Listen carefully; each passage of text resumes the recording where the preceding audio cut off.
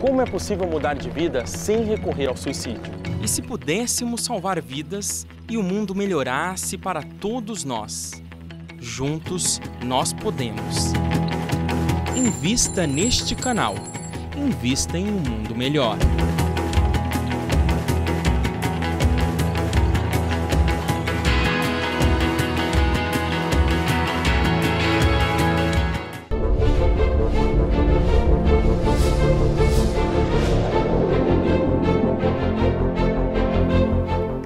Estamos de volta com a segunda parte do nosso programa, falando hoje sobre a primeira viagem de Paulo, os fenômenos mediúnicos que o envolveram. E nós fizemos já esses caminhos de Paulo por várias vezes.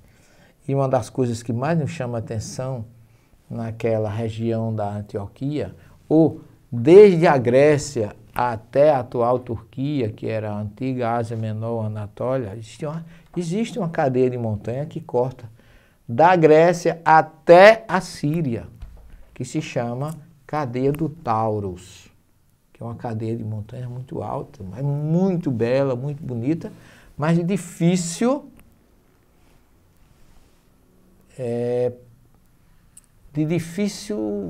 acesso.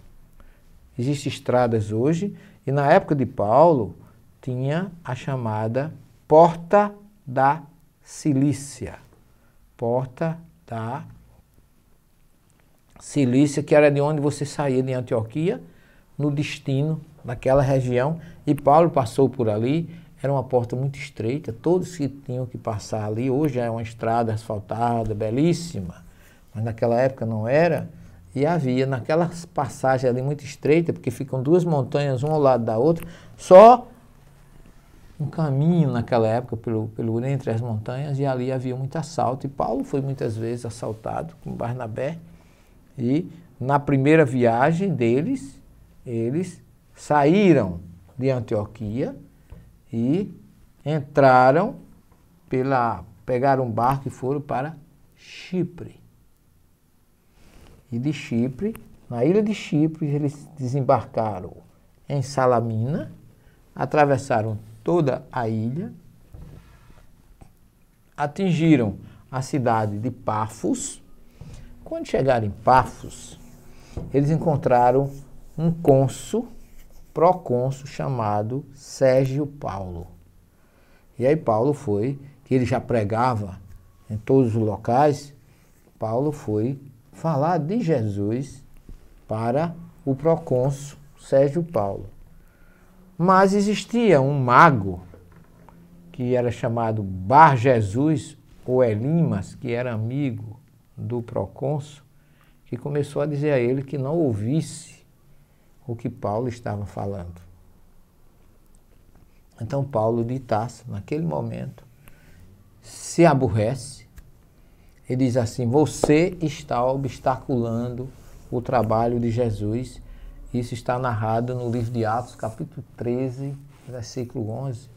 E como você está obstaculando a mensagem de Jesus, eu te ordeno, fica cego. E no mesmo instante, o Elimas é tornado cego por Paulo. E ficou tateando sem ver ninguém. Naquele mesmo momento, diz Lucas, o procônsul Sérgio Paulo abraçou o cristianismo. Observem vocês como Paulo tinha uma força magnética e uma mediunidade muito forte, tanto de cura como de efeito físico, porque o homem ficou, no mesmo momento, cego. E eu fico pensando, quem não aceitaria numa situação dessa, né? Porque na hora que ele diz assim, que o Bar, chamado Bar Jesus, ou Elimas, que ele fica cego, o procônsul não discutiu mais e aceitou Jesus devido à força e à mediunidade de efeito físico de Paulo.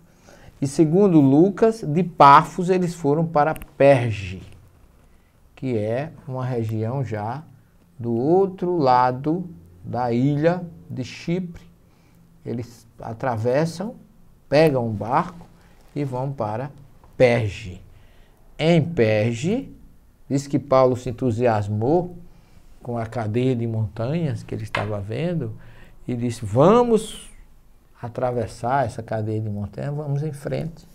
E naquele momento, João Marcos, que era sobrinho, um disse que era sobrinho, outro disse que era filho, outro disse que era primo de Barnabé, não tem coragem de continuar. Ele abandona Paulo, abandona Barnabé e volta para Jerusalém. E isso causou um transtorno muito grande entre Paulo e Barnabé. Paulo ficou muito desgostoso, porque na verdade ele achava que João Marcos teria que ter o mesmo entusiasmo, o ser tocado pela mensagem de Jesus, o tanto que ele foi. Mas eu costumo dizer que as pessoas mais jovens não têm o dinamismo e nem a disposição. Que às vezes o adolescente, o jovem de 17, 18 anos é mais cansado do que um adulto. Está sempre sem disposição para fazer nada. Só que do ponto de vista espiritual, essa desistência de João Marcos tinha um objetivo. Ele volta para Jerusalém, encontra Pedro pregando, contando a história de Jesus para as pessoas, a sua experiência, e a partir dali ele toma a iniciativa de escrever a história de Jesus, e é aí que nasce o primeiro evangelista, que é ele.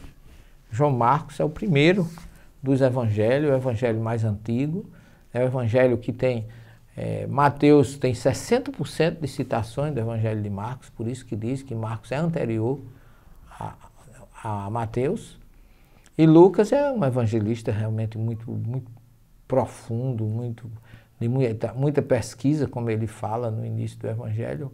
Depois de muito pesquisar, ó Teófilo, eu também resolvi escrever os meus conhecimentos.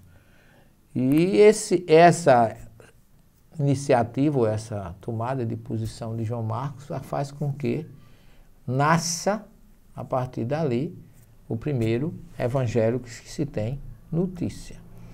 Mas, dali de Perge, quando João Marcos abandona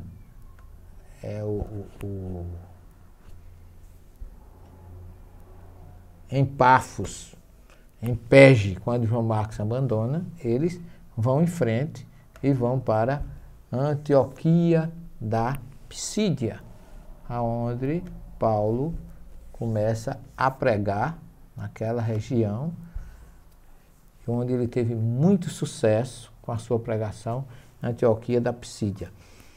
Não saia daí, porque nós vamos dar continuidade a esse assunto na terceira e última parte do nosso programa de hoje. Até já. Não saia daí, 1 minuto só, nós estaremos de volta.